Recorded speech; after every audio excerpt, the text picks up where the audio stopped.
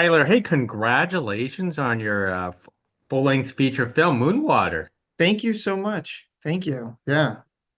Hey, more of a congratulations is being showcased at Dances with Films in New York this year. I mean, how does it feel for you that your film is being showcased at one of the most prestigious film festivals in the world?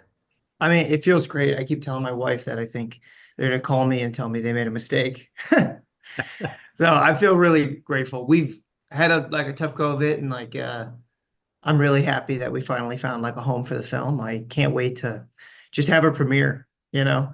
And it's in New York City, and it's like a real small film, like from we've made it on the family farm, and I have some like a family friend acted in it. And she's gonna be 13, and she's gonna be like a little girl from like the farm who's like coming out to the big city to do the red carpet. I'm like really excited for that. You know, that's always a thrill and exciting to hear folks like you having your big premiere at a film festival like this. Yeah. So, so Tyler, I always have to ask this obligatory question with every filmmaker, where the original idea came from for Moonwater. Oh man. It came from like a multitude of places. So I um I was inspired by like when you're trying to make a movie on like very little money, they say write to what you have, right? So, and I was just like walking around, just like I was at a retail job, just like walking around, just like thinking constantly, well, what the heck do I have?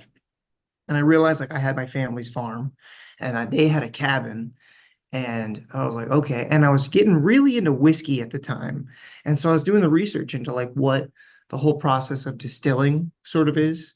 Hmm. And I realized that like the process of distilling is like really, for me, it was like a nice metaphor for trying to like discover your identity and take all the extra stuff and like away and just create some sense of purity, you know? Um, and I was just walking around at the store one day and it just clicked. And I was like, there's a way to combine these two things and something that's like authentic, because they say write your own story and you got to write something authentic. And I was like, I can write about the people I grew up around in a story about trying to find your identity around whiskey. And the rest kind of was just a battle to try to figure out how to make this story make sense, you know? That's wonderful, especially the fact that, we don't usually hear or see too many stories about people who make their own whiskey or moonshine. And if stories do actually come about with that, it tends to be like a crime story or something. Right. And yours is much more of a soul-searching drama. That's exactly what I thought. I thought you had these people who like this is like, and you'd be surprised. Like 60% of like everybody I talk to has a moonshine story. Like I thought for sure, like when I was making this, I was like, oh, it's probably like, a few people here and there. Like so many people I talk to have a story about how they've tried moonshine or they have family that makes moonshine. Or on another note, like their grandpa used to make wine and they used to make it together. And that's the whole thing. Like everybody focuses on the crime aspect, but really when you get down to it, it's a tradition. And in many ways, it's a tradition like cooking. That's recipes that are shared in an effort to create like good shared times together. And these people that the movie deals with can be very like compassionate, intelligent people. They're more than just like whiskey and crime and ooh bootlegging. And I really wanted to try to investigate that and like deal with these people in a way that I feel like they haven't really been given the sort of, soul searching movie that they maybe deserve, especially because it's a tradition that's, disappearing because it came about because of bootlegging and now alcohol is all legal. So it's really a tradition that's in many ways not as prevalent as it once was. Well said, well said. Now, I noticed in your credits that there was a short film for Moonwater. What was that, a concept short film that you had to create before this feature film? Pretty much. I mean, I wrote the feature film I just wrote it over the course of how like I don't know a few years, and it was the first thing I ever really wrote. Um, So, and I was acting at the time, and I didn't really want to be an actor, but that's what I came out here to do, but quickly realized it wasn't my thing. So I started writing, and the movie was finished, and I had my friends all read it, and they were like, "This is good. You should make it." And I was like, "Okay, before I even, you know, before I try to make a feature film, let me figure out if I even want to direct anything at all." So we like I had because I had never done it before. So we took we rented like an Airbnb for the weekend. Like that was like it. And we just shot the short film just as like a way to be like, is essentially to be like, do I have any interest in doing this at all? And it was like the most fulfilling thing I've ever done at the up to that point, because then the feature was the most fulfilling thing I've ever done. Um, yeah, and so the rest was history. We submitted to a couple festivals, like a couple little ones, just to see if there was like any like interest, and like we worked so hard on it, we wanted to just put it out there. And it got into a couple, won like a couple little awards, but the feature came first. Hmm. And from my Yeah. understanding, the short and the feature itself, it's similar but yet not similar at the same time. Am I correct? Am I right? Yeah, yeah. I adapted the short film to try to. The feature is kind of it takes its time. It's like a slower feature, it develops. I wanted to try to make something that had like a little bit more of an immediate threat.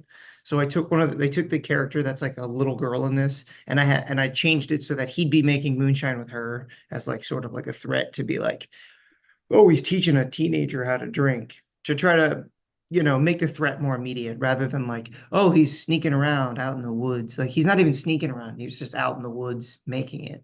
Because short films, you just have so much less time to develop your story. You have to make things more immediate, you know? Well said, well said. So tell us about your approach. Well, first of all, tell us about distilling. I mean, you researched into whiskey, so this distillery that's actually created for the film, is that how it actually works? Is that real? Does it even work? Yeah, I mean, that's how it works. In theory, we didn't run that particular still, but we did maybe make moonshine in my kitchen to try to make sure we understood the process. Some of which turned out really good, some of which turned out really bad. Um, but yeah, it's you take well, essentially what you take is you brew like a bunch of they call it beer or they call it mash, which is so you take grains and you ferment them together in like this big pot. And the moonshiners can do it pretty like unsanitary because they're going to distill it anyway. You put it all into that big pot, which is a big like colander that everyone that has a little spout. So in this movie, it comes out sideways, and some of them they come out and they're curly or whatever. They use copper because it's supposed to have the best flavor, and it's really conductive. And you heat that to the temperature at which alcohol rises, but not water rises. Hmm. So all the alcohol evaporates out, and you see how the spout comes to a narrow thing, and it's just a little tube, and you lead that into a coil, another traditional thing that you think of.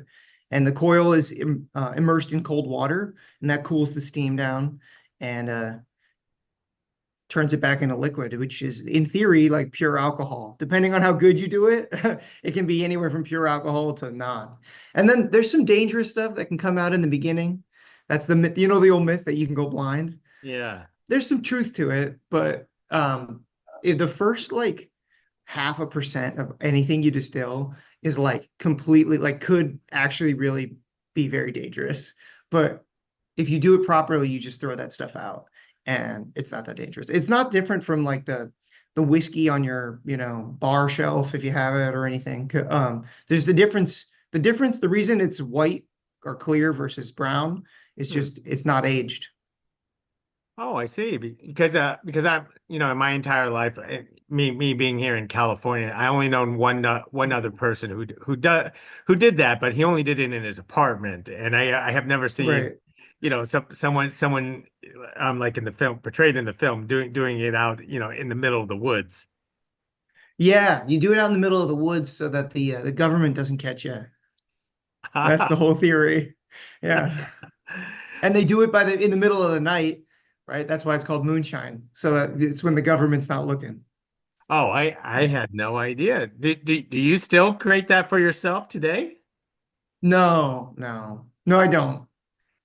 It's easier. That's the whole thing. The whole tradition's kind of going away because you can literally buy moonshine. Buffalo Trace like makes moonshine, like high quality whiskeys. They release their unaged whiskeys, and they call it like White Dog, which is like a slang term, like a traditional slang term for moonshine, and you can just buy it now. So unless you're trying to make like 50 gallons, there's not really like a point, you know. But yeah, yeah, and it's a tradition that kind of grew during Prohibition. Hmm. Once they outlawed alcohol, people weren't going to stop drinking, so they started making it, out in the woods. Now, for your film Moonwater, tell us about creating your two main characters, the brothers, and the conflicts and the soul searching for both of them in this case. Yeah, I just tried to create people I thought were like authentic to sort of like the people I knew when I was growing up. They're not always articulate, but they're very sensitive. And they're very intelligent, but they don't always have the vocabulary or the means to be able to express themselves. And they grew up in a place where they weren't really supposed to demonstrate their emotions, but they still have them.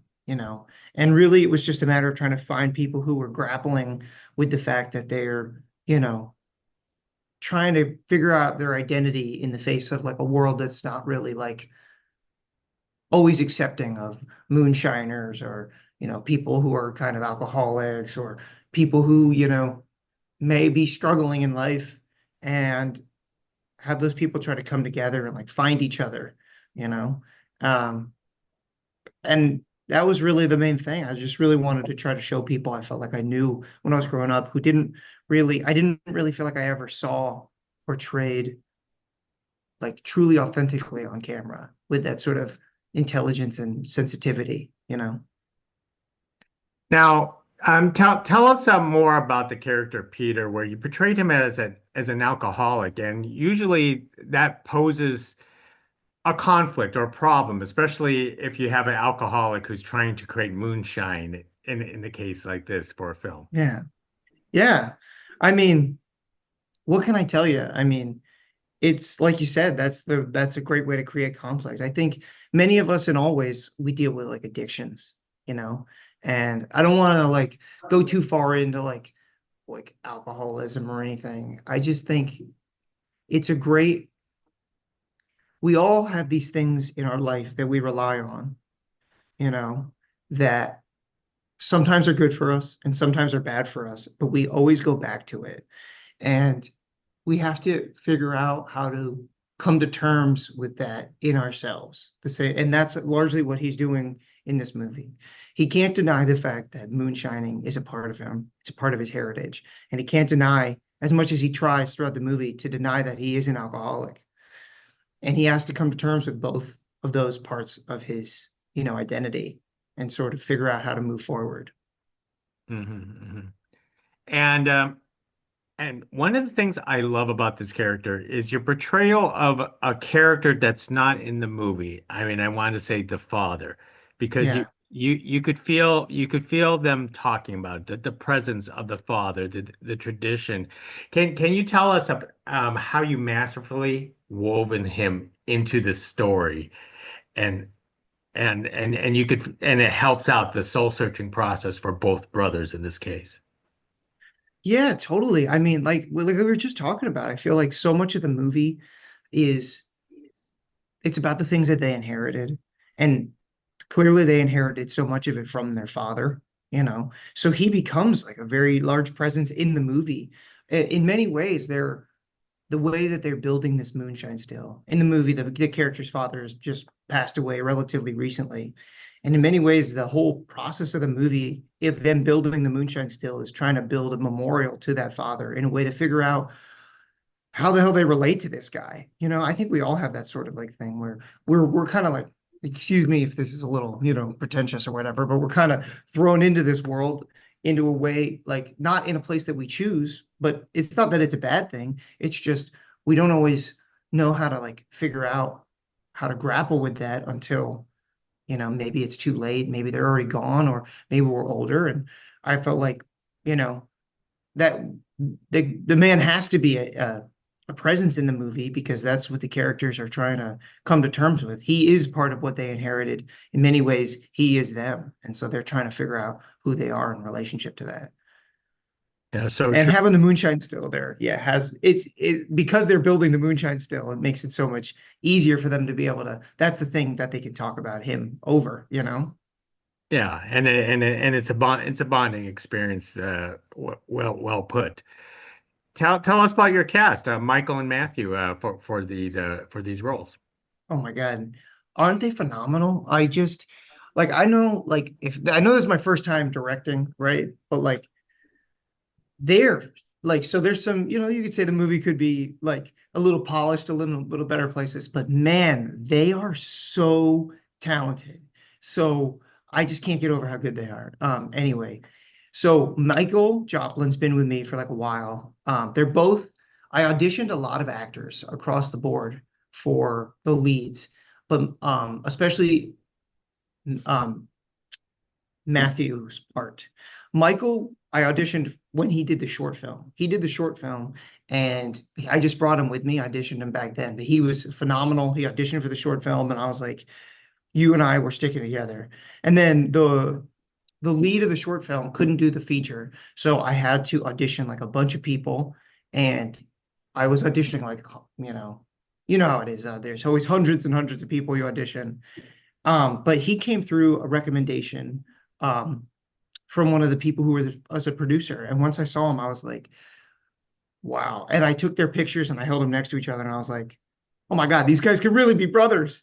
And he just brought such like a really like authentic, like true to life character. We went the first day we were filming, we were in the liquor store and he was dressed up in his costume and he was like just like in the store and some other guy comes in and you couldn't tell them apart.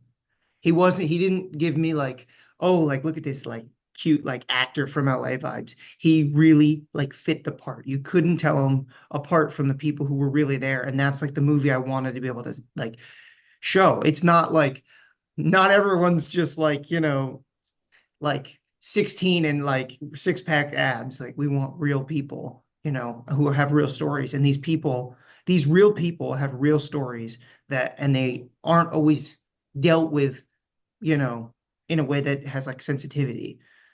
We get the beautiful people, on the CW who, it's a lot of fun, but like there's other people in the world who deserve to have their stories told because that's how we create, a sense of like healing and growth, you know.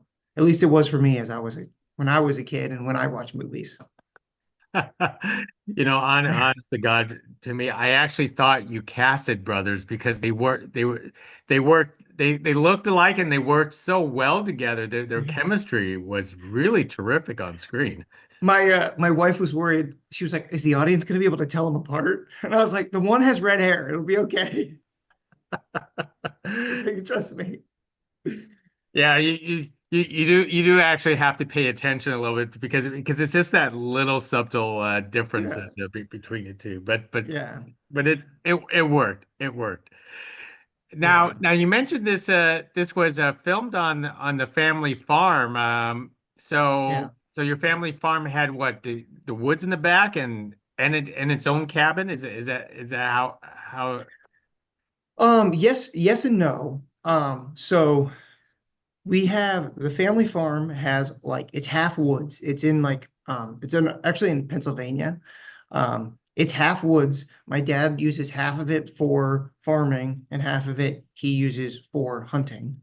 And the cabin is technically not ours, but it's these policemen who live in Philadelphia most of the year, and they never really use it that much. I mean, they use it during hunting season and stuff, but they weren't there very much. And my dad maintains the property. It's like he's got the farm, and the cabin's like here. We own the woods behind it, and we own the woods like next to it, but they have like this spot over here. So we he like mows the lawn for them and everything when they're not there because it's like literally they have to go through our cow pasture to get to their cabin. Like, Mhm. so he maintains it for them. And as a favor, he was like, I'll keep maintaining this for you, but do you mind if my kids use it? And they were like, yeah, we're not going to be there, so feel free.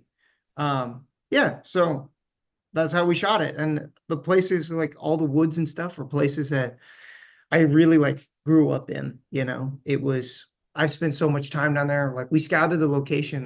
I scouted the location for, 30 years. Just growing up. I feel like that's the one thing we really captured authentically. Like we captured the landscape in a way that's like really you can only kind of understand the way when you grow up there. Yeah, yeah. And as for yourself, what were the challenges of directing a film like this, especially I want to say like outdoors, and the lighting must have been really difficult in some certain aspects. How much time do you got? I mean, yeah, I'd only directed a short film. I've never done a feature, and this was like the first thing I wrote. So it was a learning process as we went along. I made this in many ways being like, hey, after this, at least I'll have a film school. You know what I mean? This is my film school. The lighting was actually the least difficult part. I had a really good cinematographer and we planned the days pretty well. And that moonshine still thing where when we're shooting in the moonshine still area, we didn't use a single light like ever. We Ah, had them all set up, but we didn't. We picked a spot. We got really lucky with a lot of the um, weather. We had rain, but whenever it rained, we would just go and film the stuff in the cabin. And there was one time when a 25-foot light stand fell down outside, and that was a scary day. But it was all the light stands were the lights were great. It didn't break. They're what's that company that makes the LEDs? Those ones are phenomenal. It splashed in a mud puddle, and he like opened up the lens and like aired it out, and it was fine. And then the moonshine stuff, yeah, we filmed it all outside. We picked this spot that had this really nice tree cover, hmm. right? So everything on whenever the light would come through, it would just be really well diffused and maybe like some dappled light. And it created this like really, really nice, soft, natural effect. Like we had a generator and everything, and we just didn't end up running it because we just really didn't need that much light. It was just a really beautiful, beautiful spot. Well said, well put. And Tyler, how was that directorial debut for you? Such a great experience. You want to do this again? I can't wait to do the next one. Honestly, that's everything I keep talking about. Like everyone's like, what do you want to get out of this? Do you want to do this? Do you want to do that? I'm like, I just want to do the next one. I can't wait to do it again. Well, there's that old expression, like when people say, what's your favorite project you've ever done? I just want to say the next one, and that's always going to be the answer. I cannot wait to do the next one. I can't wait to get back on set. I can't wait to just be engaged with the process so much. You spend so much time working on these. Someone told me I was at a filmmaker event. They said no movie's ever finished. They're only ever abandoned. Yeah, because you wish you could keep doing. You're like, there's more I could do. I could edit it again. I could tweak this. And after so many years, you're just like, I can't. It's done. I can't do it anymore. I just got to move on to the next thing. So I just can't wait. And this one was a big challenge, but there's something about being on set and everybody is doing their best to like make something awesome. And you know, you gotta everything's firing on all cylinders and you gotta work long hours and time is like running. You have 10 minutes to get 20 minutes worth of work done. Hmm. And I just love it. You're just everyone's firing on all cylinders and everyone's being creative. It's like my favorite place in the world. I can't wait to get back. And can't wait for you to get back too. So Tyler, I've taken a lot of your time, so I'm just going to wrap up with one last question because I Sure. I want to say Moonwater is a terrific movie, and audiences at Dances with Films will have a chance to actually watch it. But are there going to be more opportunities for other audiences to watch Moonwater? Are you submitting it to more film festivals down the road? Yeah, we're submitting it. It's out to a bunch of film festivals now. We'll see, if anybody takes it. Um, right now, we're just in Dances with Films, Sunday, December 8th at 4 o'clock. Um, yeah. So right now it's just Dances with Films. It's our world premiere. We're out to a bunch more. We don't hear back for another couple months, but if you want to stay up like with the movie, you can follow it at Moonwater Film on Instagram. That's probably the best spot. My wife, she's like a Instagram, not an Instagram. She's like a social media influencer. She does YouTube. She has her own Instagram at Natalie Gold. She'll post um, updates about the movie as well. So we hope that we're going to be getting into more festivals, and we hope we can share it with as many people as possible. And if there's any updates, that'll be the place to find them. Well said, Tyler. Thank you very much for carrying this conversation for Moonwater. You know what? Keep on making movies and keep on circling back to about it with me. I'm Of down for it. course. So let's do Thank, this again. of course. Thank you so much. It's been a pleasure talking to you. Thank you. Hey, thank you. Appreciate it. Next time.